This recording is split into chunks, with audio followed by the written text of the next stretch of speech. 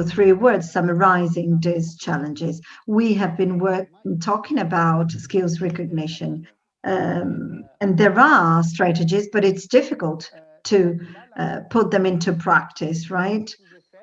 So the idea is right in here, the challenges you see for the implementation of skills recognition.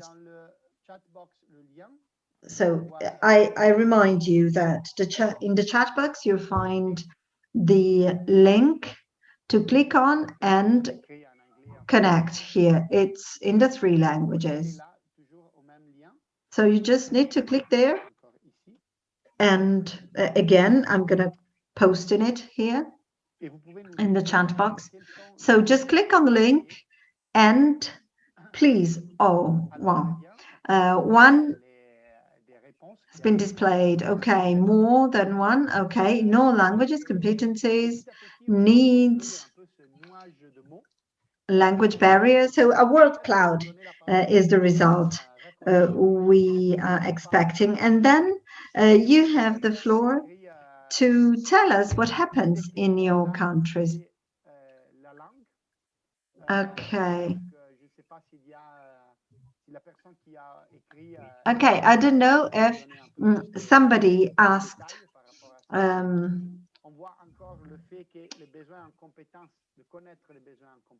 okay, somebody put language barrier. Maybe you want to comment on that, and needs and will, political will. Political will is another essential challenge when dealing with skills recognition implementation. Okay, you can, if it's not clickable, you can copy and paste in your browser, and then you can have access. All right, so the cloud is gonna become bigger and bigger. So I see origin and destination countries. Je vois pas mal aussi de mots Aparece também muitas palavras em português. It's in Portuguese, so reception, validation, qualification, literacy. Of course, we need to be aware of the different levels of education of the people who are incoming. So many things. Our cloud is changing its shape. So there are many of you mentioning qualifications. So Alice has written in the chat box. So the main challenges are the lack of documents and credentials that can show the qualification of foreign workers, and so a lack of means to recognize their qualifications, and then mechanisms for refugees in order to recover their certificates allowing validation of recognition in the country of destination. Then I am looking at the cloud again, and I see, okay, recognition of prior learning, qualification standards. That's interesting.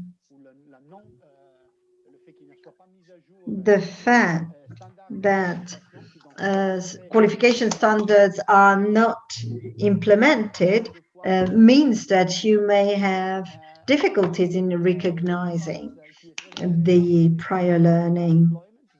Then you also talked about unemployment, because we need to understand whether labor market is able to absorb labor migrants according to the raw skills. So a lack of data This is an interesting point, actually.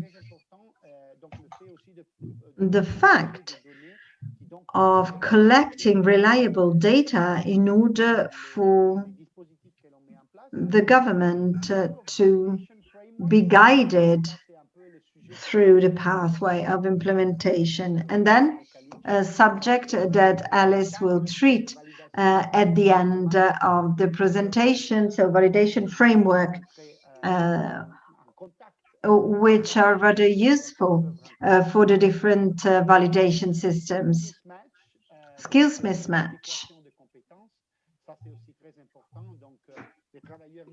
This is crucial too, because when labor migrants arrive in a country, it may be difficult to match the skills they have and the needs of the labor market. So language barriers again, stereotypes. So maybe less technical and more political topics, but it's important to have them here. Maybe Alice, you want to say something? Yes, I think there is. It's very interesting what is coming up, and as you were rightly saying, we have a mix of political, economic, and social issues, which I think they're all very relevant, and it confirms the fact that recognition is just not a procedural issue, but it's very much linked to other development strategies. And I see appearing here and there also I just wanted to flag the funding barrier as well, which is something we definitely will see when we discuss some of the regional models, but the funding of the system is also often a barrier. And then the issue of gender, which has been highlighted as well. So gender inequalities, if they are persistent in a country, of course, they're immediately reflected also and affected the recognition system. And then I see the word of protectionism that sometimes is linked to trade issues or countries that want to protect certain industries or be more competitive at regional level. So yeah, just wanted to flag those ones. And the salary scales as well. I think I saw that. Yeah. So it's very much linked to the situation on the labor market and in terms of decent work indicators as well. Oui, merci beaucoup, Alice. Thank you, Alice. So this is one of the most interesting aspects when talking about skills recognition linked with labor migration. So these are not only technical topics linked with the skills. And why so? Because we need to put everything into perspective. Everything surrounding skills and competencies in the political spheres, in the social spheres, in the economic spheres is crucial. And when we add labor migration on top, and so the interaction between different countries and the fact that people are living in contexts that are different from their own origin countries, this means that a layer of complexity is added to this already complex situation. So this is why skills recognition too will become more and more difficult. I see that mostly everybody participated in this World Crowd, so thanks a lot. I like them a lot. I would like to take a picture. So thanks for including even corruption. I think it's crucial because the recognitions of skills also open the gate to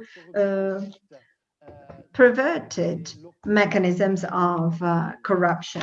And even when we deal with the grant of recognition and the mechanisms created between employers and workers.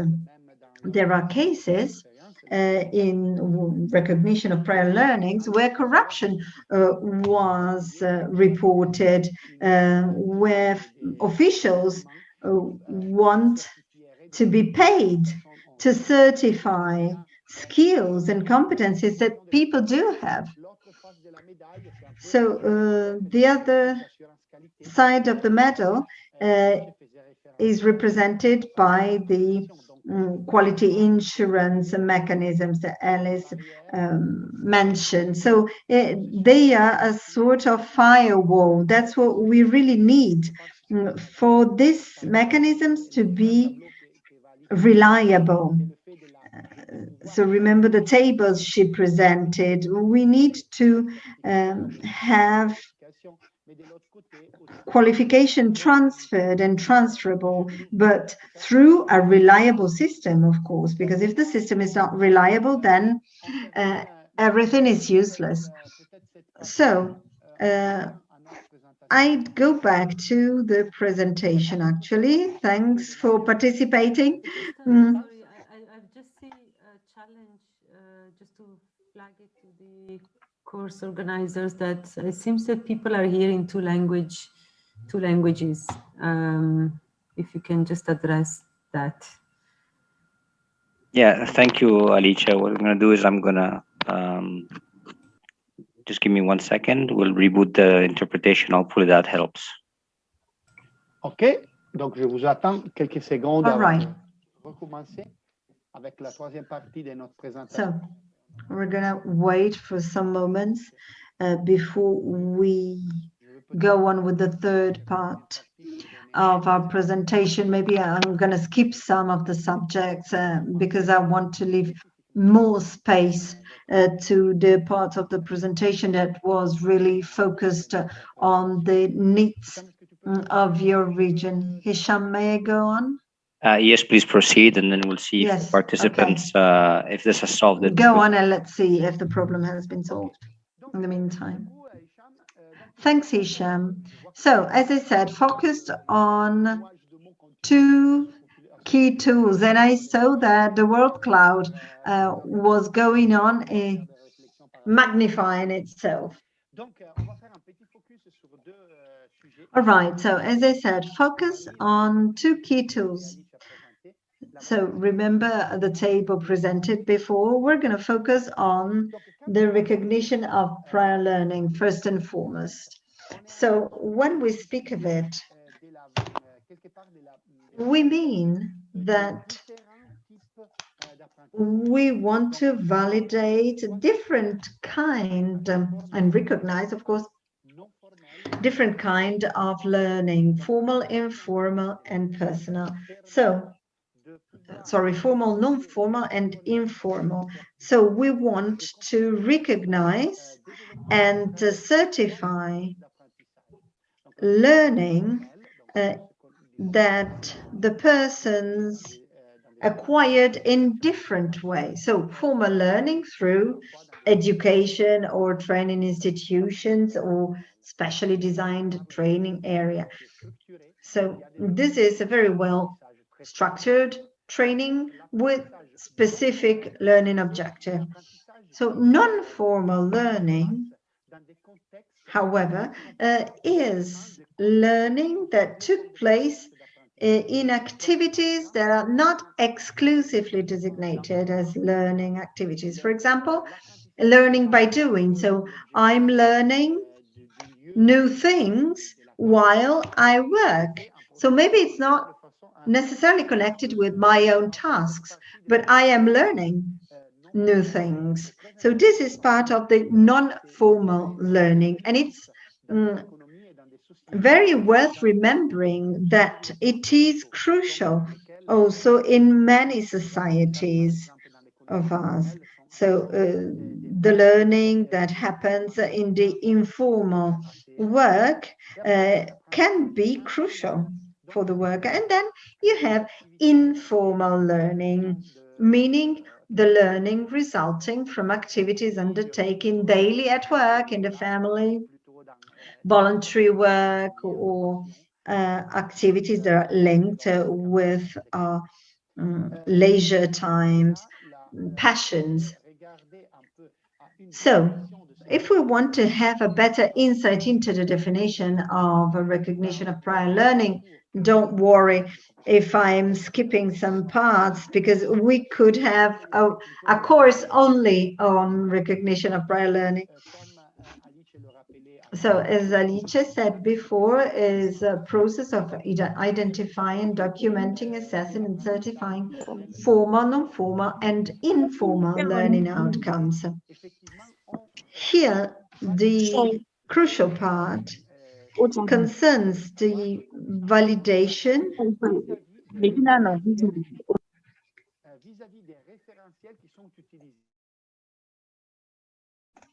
starting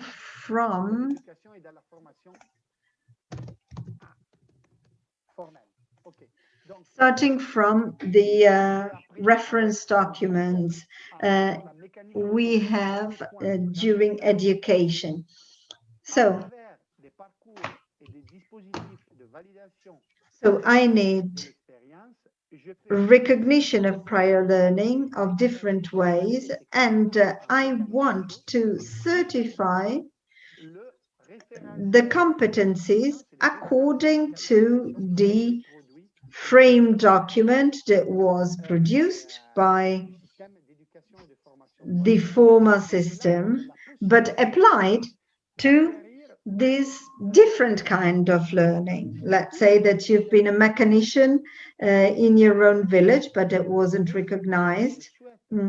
And this is worth recognizing. So it can enter in this way.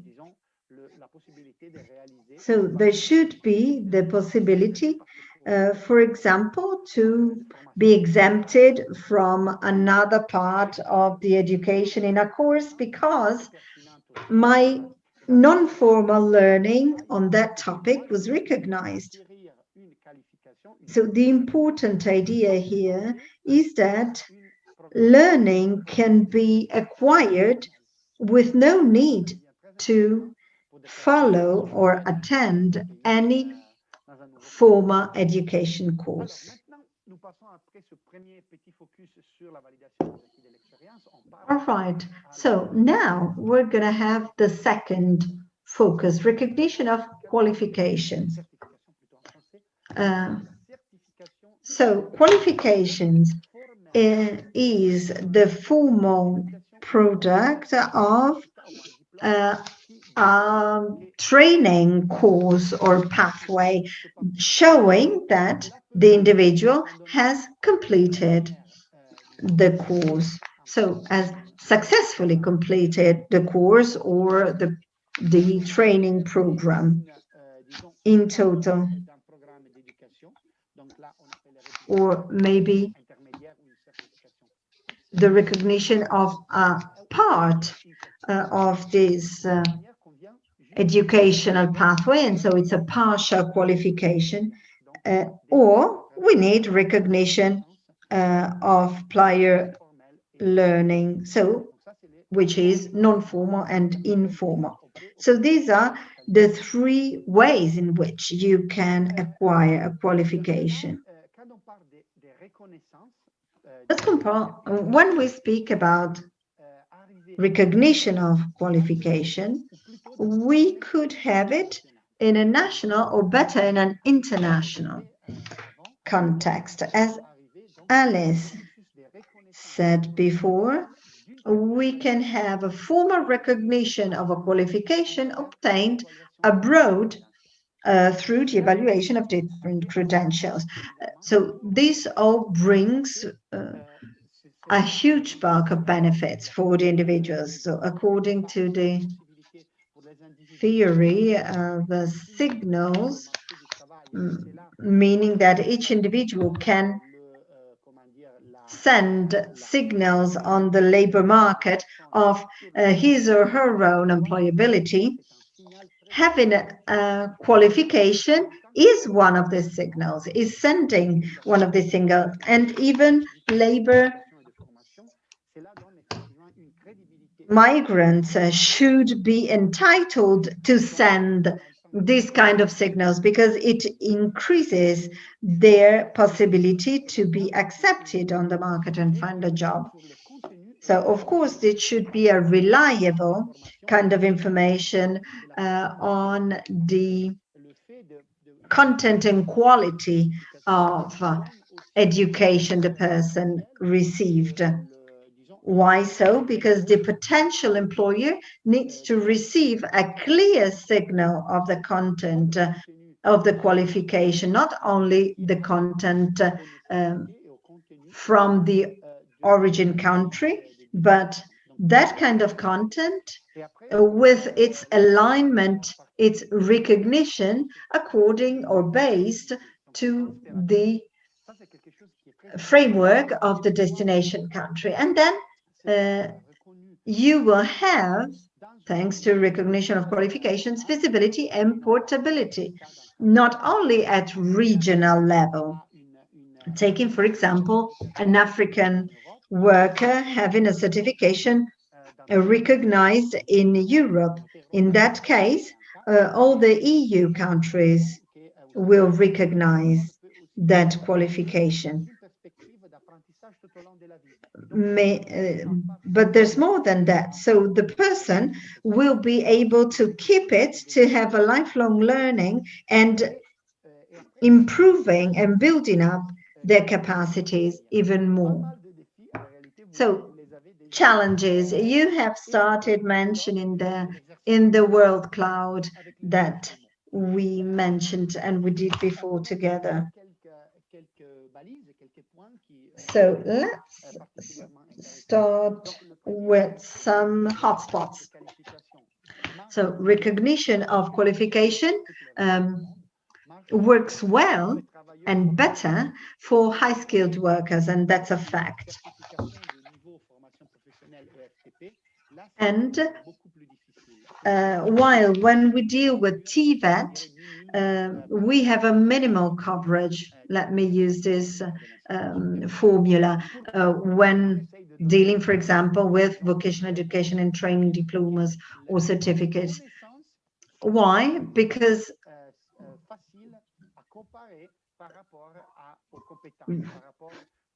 skills are even more easily compared than know-how. So when you have to compare different qualifications, this happens all the time, unfortunately. But there are more challenges. The level of discretion left in the hand of national authorities, of course, because national authorities can decide to have lengthy procedure to recognize the qualification. So they're not in a hurry most of the time.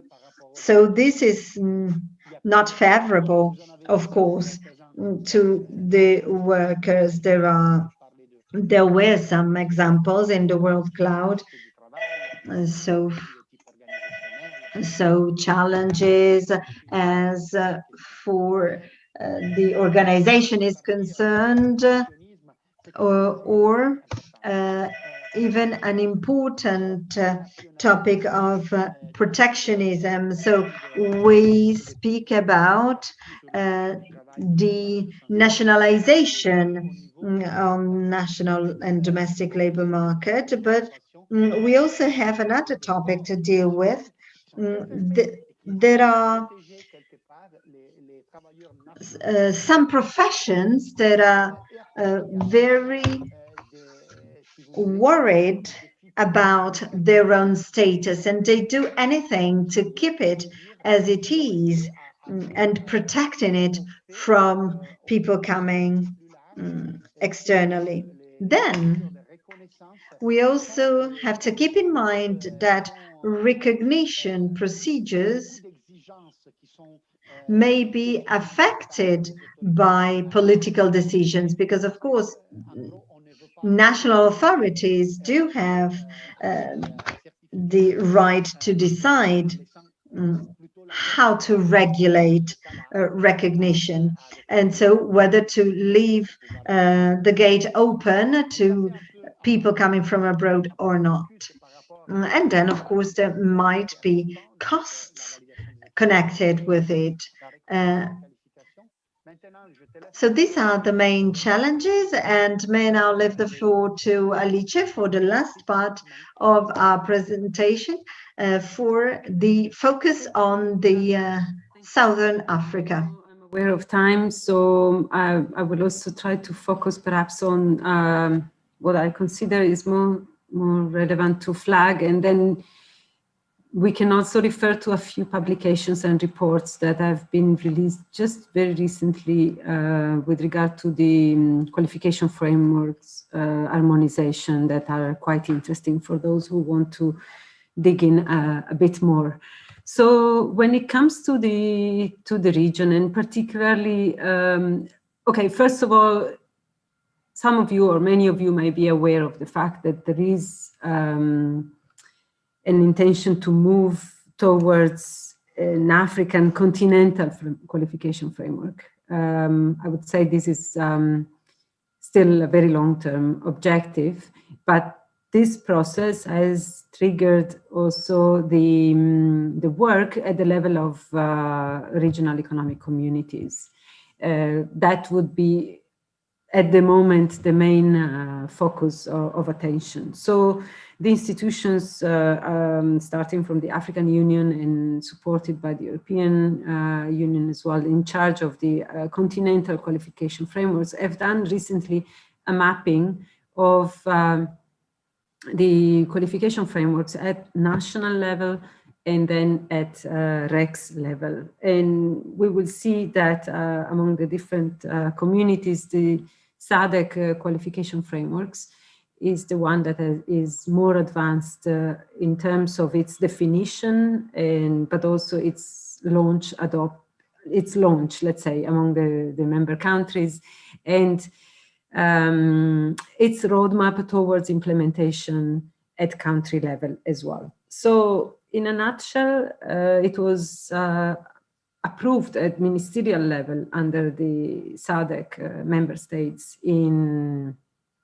2011, and then it was launched officially in 2017 as a regional qualification framework, together, very important, with the qualifications verification network, which is an important mechanism also in ensuring the implementation. The main objective is to facilitate the movement of learners and workers across the region and to promote lifelong learning opportunities across the region and internationally as well. It has been largely developed by government stakeholders, perhaps with less involvement of private sector and training institutions. But we have to acknowledge that at national level, that level of engagement of private sector and industry in the design of national qualification frameworks is quite advanced. I'm happy to see we have among the participants some colleagues from Zimbabwe, where I was based until recently, and we have worked together on the implementation of the national qualification framework, which is in place in the country, and it's starting being operationalized at the moment. And there, for example, we see that the mechanism for consultation with industry when it comes to defining qualification standards or occupational standards is quite established. So there are specific bodies and committees that make sure that new curricula developed or new qualification standards put in place respond directly to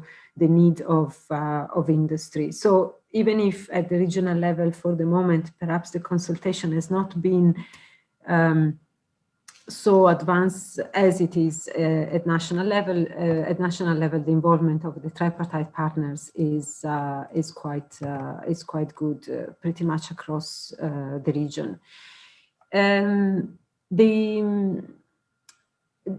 this system consists of 10 level reference system for qualifications, but also a set of principles that have been agreed to promote the comparability, a common understanding of qualification credits, quality assurance mechanisms, mutual recognition of qualification within the region, and as I said before, also international. And the mobility of, let's say, the free movement of people is quite a strong pillar in general in the SADC context. Perhaps what is a bit more challenging still at the moment is the level of infrastructure, or let's say the uneven level of infrastructure across countries, and the disparity of development context that sometimes, as we have seen, as you have said also in your word cloud, sometimes this is the real challenge to integration. However, the mobility of human resources and services is at the center of the integration agenda for SADC. And of course, this includes, when it comes to recognition, the establishment of qualification frameworks at national level, as I said, quality assurance mechanism, but also introduction of, for example, regional visa for students, academics, researchers, to facilitate the movement of people. When we look at the system itself, it applies to all levels of education, so schooling system, education system, and TVET as well.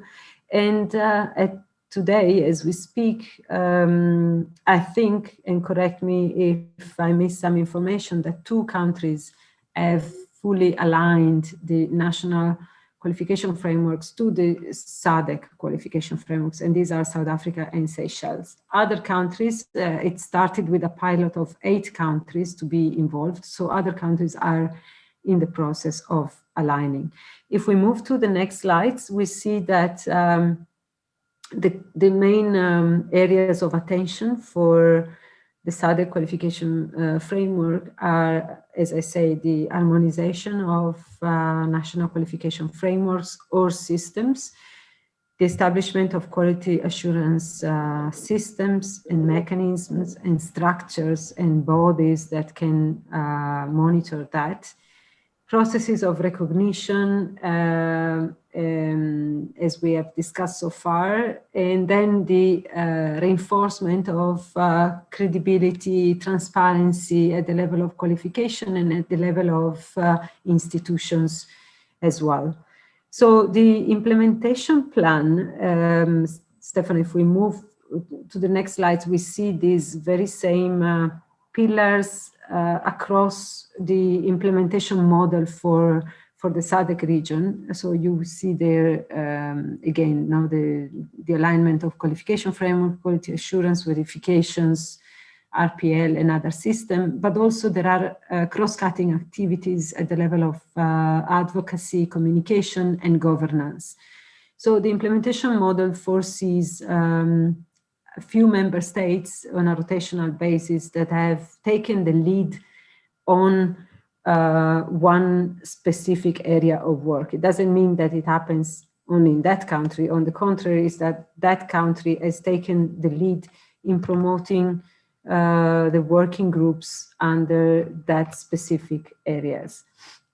So when it comes to, for example, we were saying the alignment of national qualification frameworks, it consists of 2 phases in the SADC region. First, a pilot phase of 8 countries that have volunteered for the rollout of this alignment. These countries are Botswana, Eswatini, Lesotho, Mauritius, Namibia, Seychelles, South Africa, and Zambia. And then the other countries to follow in a second phase.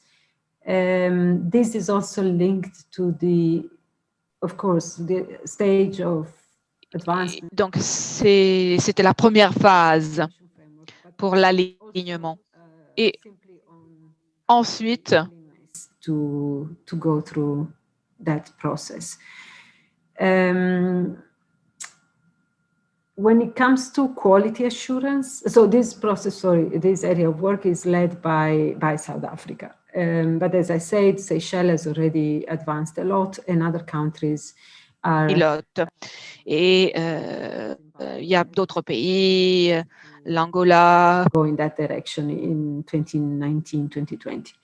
When it comes to quality assurance, basically this entails the harmonization of quality assurance systems between the national and the regional level, policies and frameworks as well, the promotion of credible institutions that can take care of quality assurance at the national level. This is very much regulated under the Addis Convention as well. Then the alignment of quality assurance systems, and for that purpose, a specific guidelines was developed.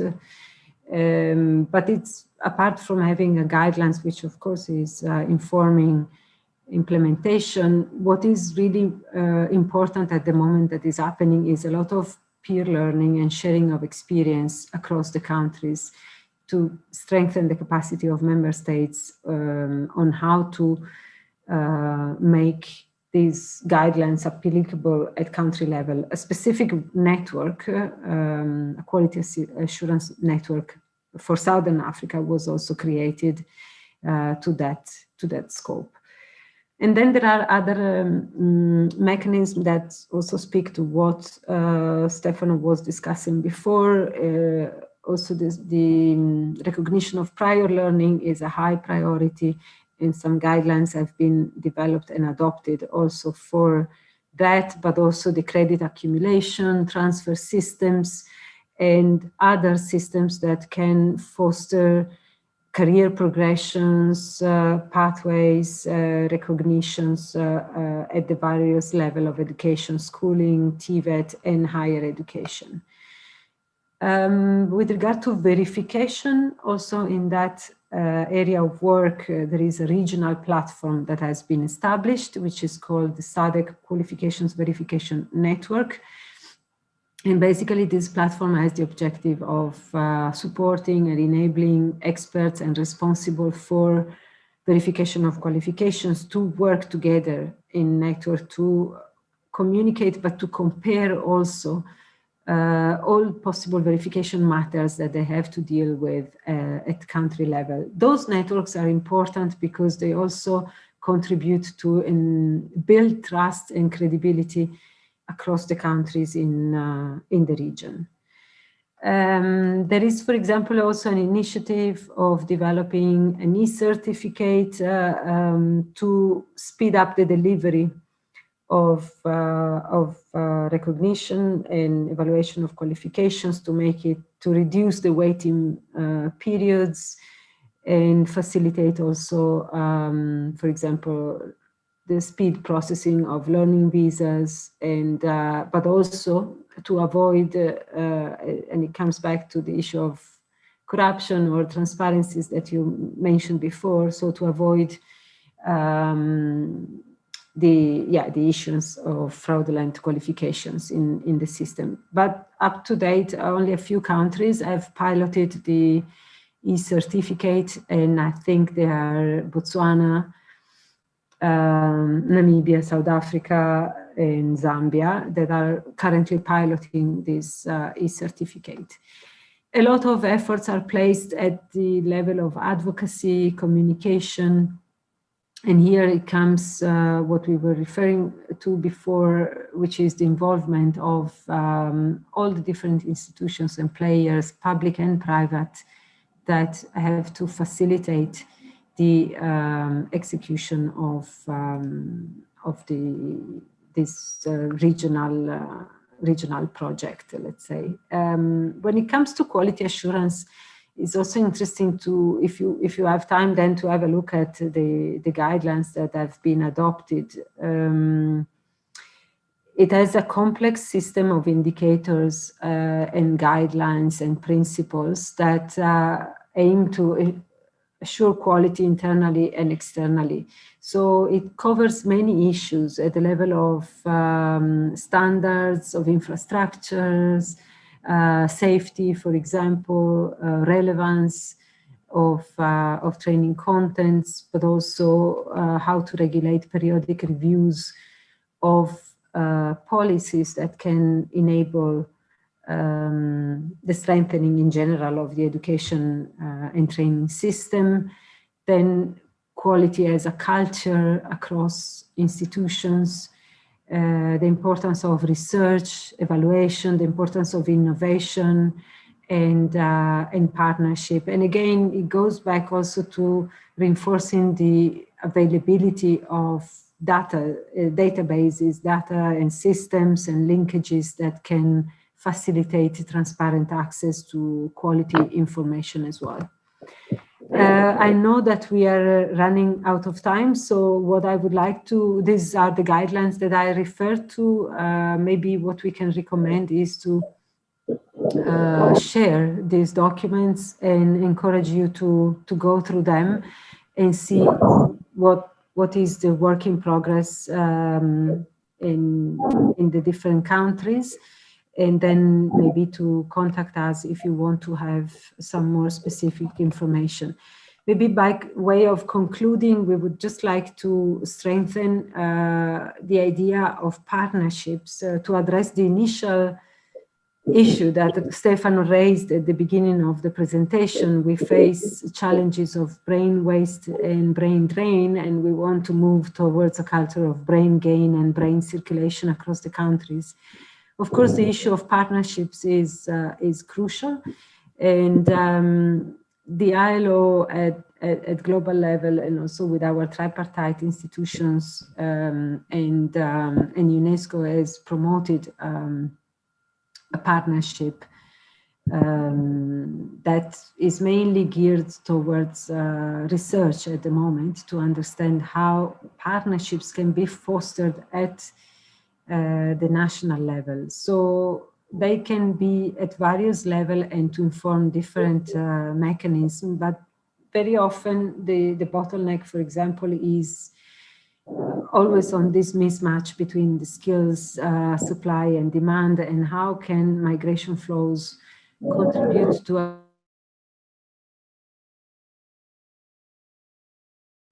Alicia, please unmute yourself.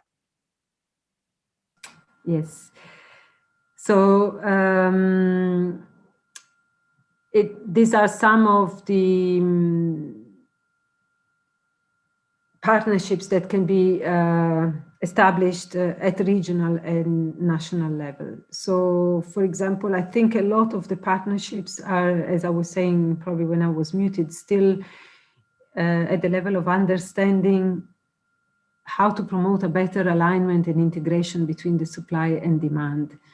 How to make sure that if we develop qualification standards and qualification frameworks, they are not only aligned across the countries, but also responsive to what the economic development of our countries needs and the needs of industry.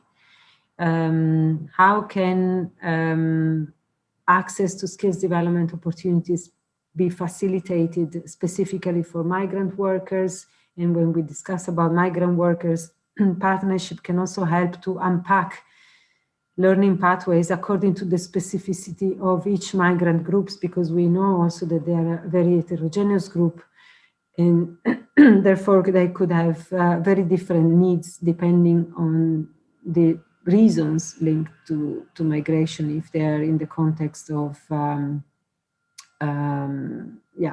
of conflicts or environmental reasons or simply economic needs. We haven't discussed a lot the role of public employment services, but also partnerships are crucial to unlock their role as a first line of response, especially at the local level, for the better recognition and integration of migrants in the labor market. So in the next slide, which is really the last one, you can see broadly the network of different institutions that are involved in these processes. I think we touched upon a lot the role of workers and employers and governments, but there are, of course, different stakeholders and actors that can respond to very specific needs. For example, many of you have raised the issue of language barriers. This is something that, as I said before, as a preparatory learning can be easily offered by different institutions. It can be a TVET, but it can be any associations at the local level that prepare labor migrants. We talked about employment services, and then in general, public and private training providers and how they can play different roles in the different country context. There is a recent publication that has been released. We can also share this information, particularly on the role of workers and employers.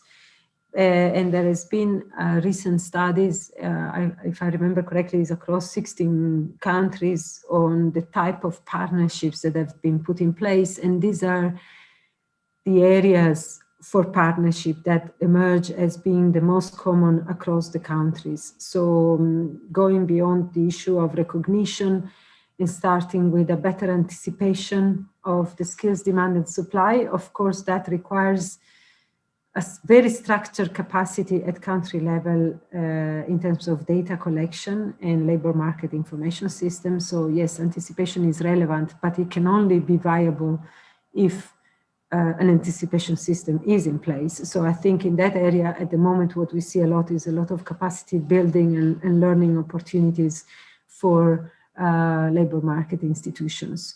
Then other partnerships are at the level of information guidance, counseling for migrant workers, and how these systems can be enhanced at the local level in receiving countries, but also in countries of origins, and particularly when they receive returnee migrants. Yeah, skills development is a general topic as well. The mutual recognition of qualification, I think we discussed that. It's very important in the region. There are a lot of agreements in terms of mutual recognition at regional level, at bilateral level, and sub-regional level. As I said, very often linked to trade agreements or bilateral agreements among the countries. And finally, last but not least, what Stefano talked about, the recognition of prior learning. Again, how can this be, since many countries are in developing or are implementing recognition of prior learning mechanisms, how can we learn from best practices and different challenges that are in place at country level. As we speak now, just to conclude, in Kenya, we have a national process of training for the setting up of an RPL system in the country. So this is something that even beyond the countries that are here in the system at regional level is very much under attention and in demand. Sorry if it took a bit longer. I know we are really beyond time. Over to you, Stefan, if you want to add a couple of concluding remarks, and back to the organizers. And thank you very much for your attention. Merci, Alice. Thanks, Alice. So nothing special to conclude, apart of the fact that today we wanted to give you an overview of the main topics connected to skills and competencies and in linkage with labor migration governance, which is the main topic of this training. So that's why we wanted to give an overview and then put a focus on recognitions. That's what we said at the beginning of our presentation, because it needs remembering that all the dimensions connected to competencies are linked with the other spheres of our world, social, economic, and political spheres. So the question of recognition and skills in general is multidimensional. In addition to that, it it becomes increasingly complex when we deal with skills and competencies recognition in linkage to labor migration. However, I hope that we started giving you some responses, some examples of responses, thanks to the focus on SADC and the pilot on collaboration with within the different countries, which is rather promising, in my opinion. And it is so crucial to support this kind of approach in order to give implementation to this political will and policies. So we can do that. This is the message, the positive message I'd like to leave you with my presentation. So thanks for your attention. Thanks for your participation in the World Cloud. And Fernando, you have the floor. Thank you very much, Stefano and Alice. I think you have been very clear throughout the presentation, because we don't have many questions here in the chat. So I think people, they are particularly happy with your explanations and the way like you carried on the session. We are a little bit over the time now, but I think we still might have like 5 minutes if participants would like to ask something in the chat. And there is one particular question here that it's for Alice, that's related to the qualification network. So this question was from José Moyanga, and he would like to know if the SADC qualification network is only for migrant workers in the SADC region, or if this also cover other migrant workers from countries outside the region. So that was one specific question for Alice. And we could also take maybe 2 or 3 questions in the chat if other people would like to take the chance. Otherwise, we can go to the coffee break.